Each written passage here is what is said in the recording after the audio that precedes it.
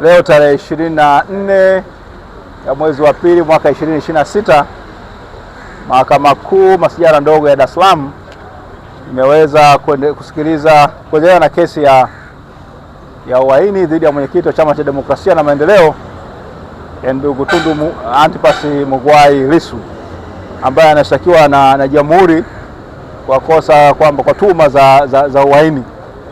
Leo ilikuwa ni siku ambayo ni uamuzi wa pingamizi ambalo mwenyekiti alikuwa ameweka juu ya ile notisi ya serikali ya kutaka kuleta ushahidi wa ziada katika kesi yao kwa yule shahidi wao ACP Amini Mahamba.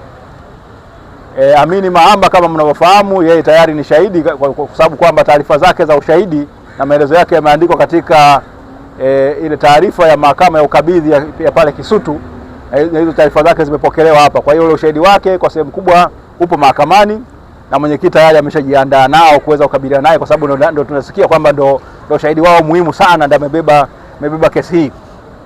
Sasa licha kwamba ni shahidi muhimu, bado serikali ikafikisha maombi ya hiyo notice kwamba wanataka kuongezea ushahidi wa ziada wakitumia kifungu cha 308 cha sheria ya makosa ya mwenendo wa makosa ya jinai. Sasa baada ya pingamizi, mahakama leo imetoa uamuzi wake. Jopo la majaji wao watatu wamesema kwamba maombi hiyo, taarifa hiyo au notice hiyo haipo kisheria, kwamba ni batili, haina mashiko ya kisheria kwa sababu inataka kuleta ushahidi wa ziada kwa mtu ambaye tayari ni shahidi.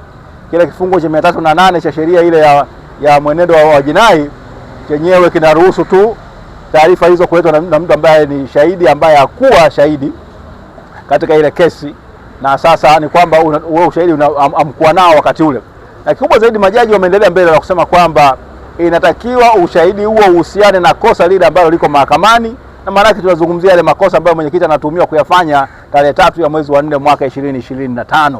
Sasa ukitaka kuleta yale mambo tarehe 29 mwezi wa 10 2025 na kuendelea, hapo unaleta kitu tofauti kabisa na kitu kwa mahakamani. Na kwa kweli kwa sehemu kubwa hata ukiangalia kisheria ni kwamba unataka kujazia mahakama na mambo yasiyohusika.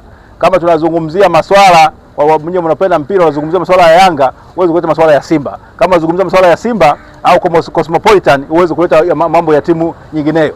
Sasa hoja ya msingi ni kwamba mwenyekiti anatuhumiwa kwa makosa ya uhaini kutokana na kauli yake tarehe 3 mwezi wa 4 mwaka 2025. Uweze kuleta mambo ya matukio tarehe 29 mwezi wa 10 na kuendelea kwamba watu wameuawa. Kwa hiyo ikawa ni kwamba mahakama imekataa. Sasa baada ya hapo, upande wa mashtaka wakapiga sarakasi kidogo, walipigwa na ngumi ilikuwa ni nzito. Sasa wakaamua kusema kwamba wanaomba muda dakika 50 saa moja kwenda kujipanga, na kwa sababu imevuruga kidogo utaratibu wao wa ushahidi na kuwasilisha ushahidi wao. Wakasema wanaomba wakajipange ili waweze kumwandaa shahidi wao, lakini kumbe walikuwa na lao jambo.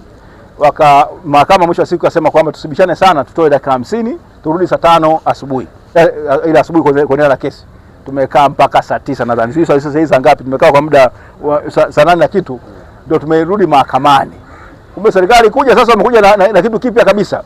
Wamekuja na notes of motion, maombi kama maombi ya pembeni kwa mahakama ya rufaa, kwamba hawajaridhika na ule uamuzi au mwenendo wa jinsi ambavyo ile pingamizi imeendeshwa na mahakama kupitia ule uamuzi wa leo. Kwa hiyo wamesema kwamba wanakwenda mahakama ya rufaa, wakitaka mahakama ya rufaa itumie mamlaka yake ya mapitio iweze kufanya nini kupitia ule mwenendo au ule uamuzi ambao umefanywa na mahakama hii. Hiyo inamaanisha nini? Kesi hii lazima isimame. Hapa imesimama kwa sababu wanasema shahidi wao ule wa msingi huyo bwana ACP Mahamba ndiye ambaye sasa maana yake amekumbwa vibaya sana na huo uamuzi. Kwa hiyo wanaamua kukatia au kuiomba mahakama ya rufaa ipitie tena huo uamuzi na ule mwenendo mzima wa jinsi ambavyo kesi ilivyokwenda. Kwa kweli mwenyekiti hakufurahishwa na hilo. Amependa tu kusema kwamba ni wazi kwamba kifungu cha 8 kifungu kidogo cha pili D cha sheria ile ya mahakama ya rufaa, Appellate Jurisdiction Act, inasema kwamba mambo ya mapitio hakuna na rufaa au mapitio, mambo ya mapitio katika maamuzi ambayo hayamalizi kesi ya msingi. Mwenyekiti amependa kukumbusha mawakili wa serikali hiyo kwamba wazingatie hilo. Kwa hiyo wao na akasema basi mahakama inakuwa imefanya nini, imefungwa, basi hatuna ujanja.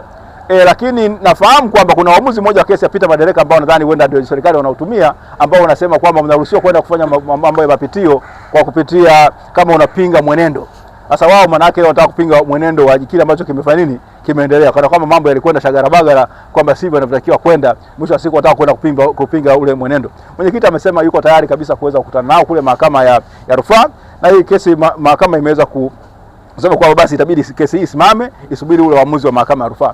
Kwa hiyo ni rai yetu kwa upande kama wanasheria na kama vile maafisa wa mahakama, tukizingatia kwamba hii ni kesi kubwa kushinda kesi zote katika Jamhuri ya Muungano wa Tanzania kwa mujibu wa ibara ya 28 ibara ndogo ya 4 ya Katiba ya Jamhuri ya Muungano ya Tanzania, ambayo inasema uhaini ni kosa kubwa dhidi ya Jamhuri ya Muungano ya Tanzania. Basi mpira sasa umehamia kwa Jaji Mkuu. Jaji Mkuu George Masaju, sasa mpira umehamia kwako, ni kwamba sasa wewe ndiye ambaye unatakiwa kwa kuzingatia unyeti wa kesi hii kuweza kuamua jopo la majaji watatu wa mahakama ya rufaa kuweza kuisikiza hii kesi haraka.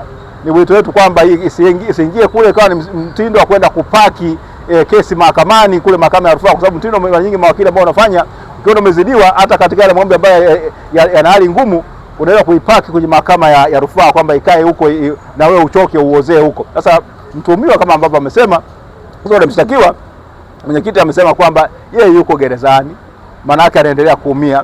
Ili sasa kuondoa maumivu haya na mahakama kuhakikisha kwamba ile kasi na mtiririko wa kesi unakwenda vizuri, basi ni vema mahakama ya rufaa ikaweza kuitisha ile faili mara moja ya maombi kuyasikiza kwa haraka na kutoa mwongozo kwa vitu kama hivi katika kuhusiana na kesi hii, kwa sababu kama na mwenyekiti angekuwa na yeye anakwenda kwa staili hii, na yeye angekuwa anapeleka maombi mengi sana, kwa sababu mara nyingi mapingamizi yake yamekataliwa. Lakini kwa kutambua kwamba hakuweza, hamna sababu ya kukata, sheria inakataza mambo ya mapitio, amekuwa anaacha kwamba nini masuala yaende. Anayeumia zaidi ni yeye yuko ndani, ambaye yuko mahabusu, hana dhamana. Kwa hiyo ambaye anaumia ni yeye zaidi kushinda wale ambao wanamshtaki, ambao wao wanafanikiwa kulala vizuri kabisa kwenye vitanda vyao kila uchao.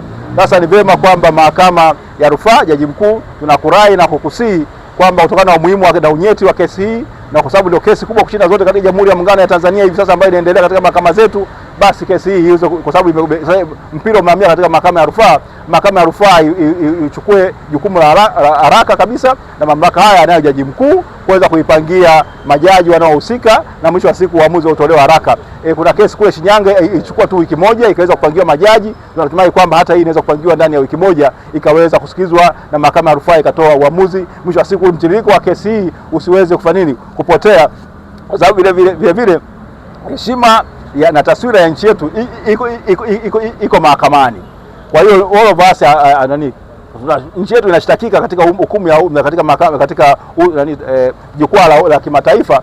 Basi ni vema kwamba mahakama isikubali kutumika au kuonekana kama sehemu ya kukwamisha kesi kama hii, bali iendelee, hadi mamlaka ya Jaji Mkuu aweze kuyatumia kwa haraka zaidi na kupanga ile jopo la majaji watatu. Tunafahamu kulikuwa na sessions mbalimbali ambazo zinaendelea katika mahakama mbalimbali hapa za mahakama ya rufaa sehemu mbalimbali.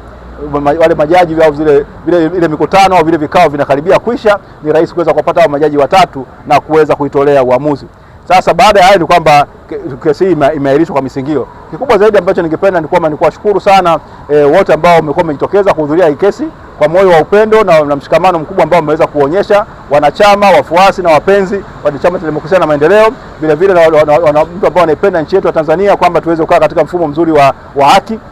Mmekuwa mnahudhuria kila siku na mmeweza kuona, lakini ambacho kwa kweli hakikufurahisha ni kile kitendo cha sisi kuachwa mahakamani kwa muda karibu wa hizo saa 3, wakati kesi takiwa ianze saa 5, mwisho wa siku ndio kuanza saa 8 na kitu. Imeleta taswira mbaya sana. Nadhani sijajua vitu gani vimeandikwa katika mitandao ya kijamii, lakini kwa kweli vimetia doa kubwa sana.